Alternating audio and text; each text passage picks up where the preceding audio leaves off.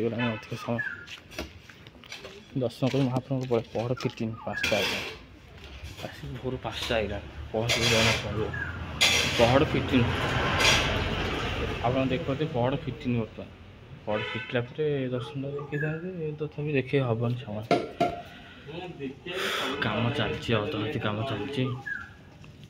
ସେ ଅଣସ୍ତମ୍ଭ ସେଇ ଗଡ଼ ସ୍ତମ୍ଭ ଆପଣଙ୍କ ଦର୍ଶନ ଦେଖିବାକୁ କିନ୍ତୁ ପହଡ଼ଟା ପଡ଼ିଯାଇଛି ମୁଁ ଦେଖିପାରୁଛି ପହଡ଼ଟା ପଡ଼ିଯାଇଛି ଭିତରକୁ ଯାଇପାରିନି ସମାନ ତଥାପି ପହଡ଼ଟା ପଡ଼ିଯାଇଛି ସେ ଆସିଲେ ଆମକୁ ସେ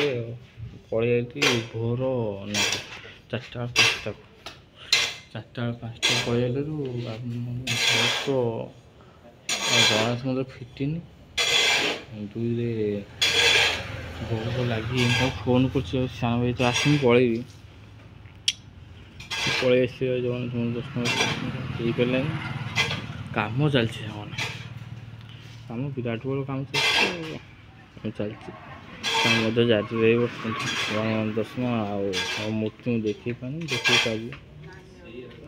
ଟାଇମ୍ ହେଇଗଲାଣି ଦେଖେଇ ପାରୁନି ତ ଦେଖେଇ ପାରିବି ଯିବା 5ଟା 10 ହେଲାଣି ସେତିକି କଥା ତାହେଲେ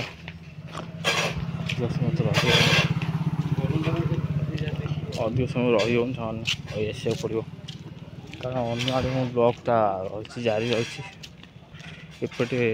ସେଇଠି ମନ୍ଦିର ଜାରି ରହିବ ଏପଟେ ଜାରି ରହିଛି ଏ ଆମର ଘାସଟା ଜାରି ରହିଛି ଦେଖୁଥିବେ ସବୁଜ ପତ୍ରରେ ରହିଯାଉଥିବେ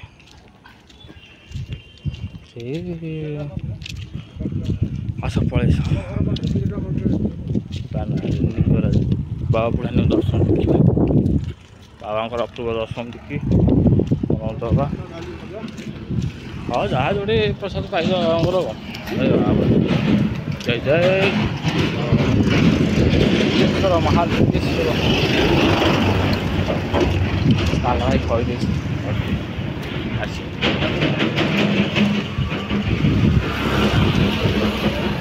ଛାଡ଼ିଦେବ ସେ ବ୍ୟାଗ୍ଟା ନେଇଗଲେ ମୁଁ ପଳେଇବି ଟାଇମ୍ ତ ହେଇଗଲାଣି 5ଟା ହେଲେ ବି ଭିଡ଼ିଓ ଜାରି ରହିବାକୁ ଚେଷ୍ଟା କରୁଛି ଆପଣମାନଙ୍କୁ କଲ୍ କରିବି ଆପଣଙ୍କ ଆଶୀର୍ବାଦ ଯୋଉ ସେ ଜାରି ରହିବ ଆଶୀର୍ବାଦ କରିବେ ନିଶ୍ଚିତ ଭାବରେ ମୋତେ ଜିତେଇ ଗୋଟେ ମୋର ଆଶା ଆଉ 4:30 କରିବେ